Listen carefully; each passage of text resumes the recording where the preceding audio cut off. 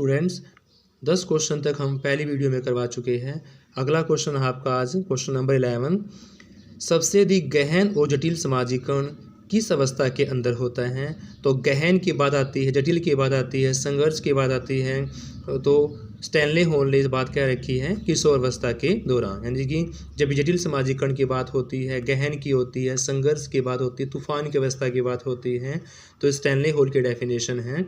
और सबसे गहन जटिल समाजीकरण होता है किशोरावस्था के दौरान, क्योंकि बच्चा इसमें समाजीकरण में अपने आप को व्यवस्थित नहीं कर पाता, समाज में अपने आप को एडजस्टमेंट नहीं कर पाता। इसलिए गहन जटिल समाजीकरण कब होगा? किशोर अवस्था के दौरान होगा। अगला क्वेश्चन आपका, अनुवांशिकता को डैश सामाजिक संरचना माना जाता है, यानी कि जो गुण हमें माँ बाप से, दादा दादी से, परदादा से, अगली पीढ़ियों से पीढ़ियाँ मिलते हैं, वो संरचना हमारी किस प्रकार है? गौण है, गत्यात्मक है, स्थिर है या प्राथमिक है। यानी कि बच्चों आपको देखा होगा कि जो अपने गुण पेरेंट्स से मिले हैं वो आपके गुण स्थिर होते हैं। जैसे किसी बच्चे का कलर अपने माँ बाप के ऊपर गया है तो वो कलर चेंज नहीं हो सकता, किसी कोई गुण अपने माँ बाप के ऊपर गए वो चेंज नहीं हो सकता। जैसे किसी के बच्चे का जो हाइट अपने माँ बाप के अकॉर्डिंग गई है तो हाइट उसकी चेंज नहीं हो सकती। इसलिए अनुवांशिकता के जो भी गुण अगली पीढ़ी के अंदर आएंगे वो हमेशा क्या होंगे? स्थिर होंगे, उसको हम चेंज नहीं कर सकते।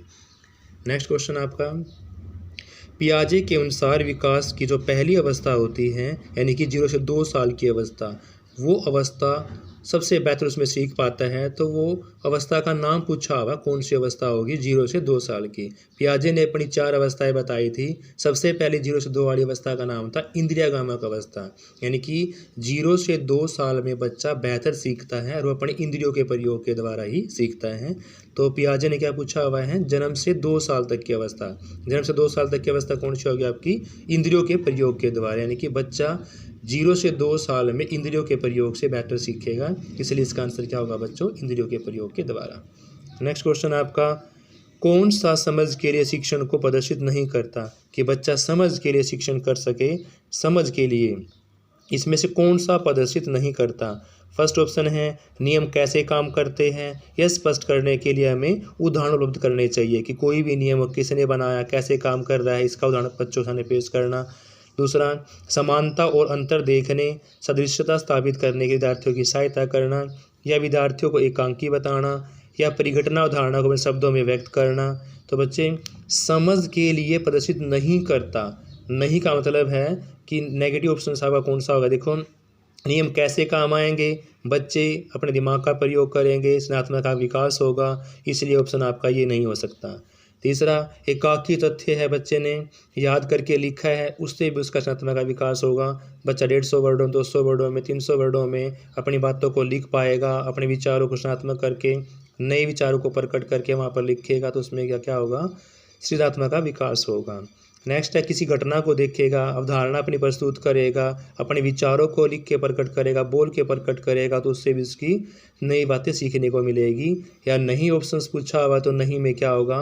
किसी समानता को देखना, अंतर को देखना, या 2 चीज़ों के बारे में कौन सी चीज़ें समान हैं, इससे विद्यार्थियों को समझ के लिए शिक्षण प्रदर्शित नहीं होगा। इसलिए आपका ऑप्शन कौन सा होगा? ऑप्शन नंबर बी, यानी सेकेंड।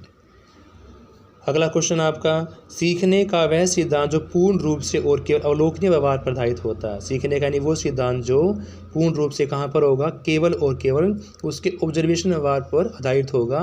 ये सीखने के लिए डैश सिद्धांत से संबंध होगा, यानी अवलोकन करना, बच्चे का उसको व्यवहार को अवलोकन करना है कि बच्चे का व्यवहार कैसा है, किस प्रकार से अपने आप को वो प्रदर्शित कर रहा है। तो इसमें विकासवादी भी नहीं हो सकता, आपका कंस्ट्रक्टिविज्म नहीं हो सकता, संज्ञान भी नहीं हो सकता। बच्चे का अवलोकन करना व्यवहार का, तो कौन सा होगा? जब व्यवहार का अवलोकन करना तो कौन सा होगा? उसका व्यवहारवादी सिद्धांत, यानी कि बच्चे का केवल और केवल हमें व्यवहार को अवलोकन करना है, तो इसलिए आपका सिद्धांत जो होगा वो कौन सा होगा? व्यवहारवादी सिद्धांत होगा। Thank you students.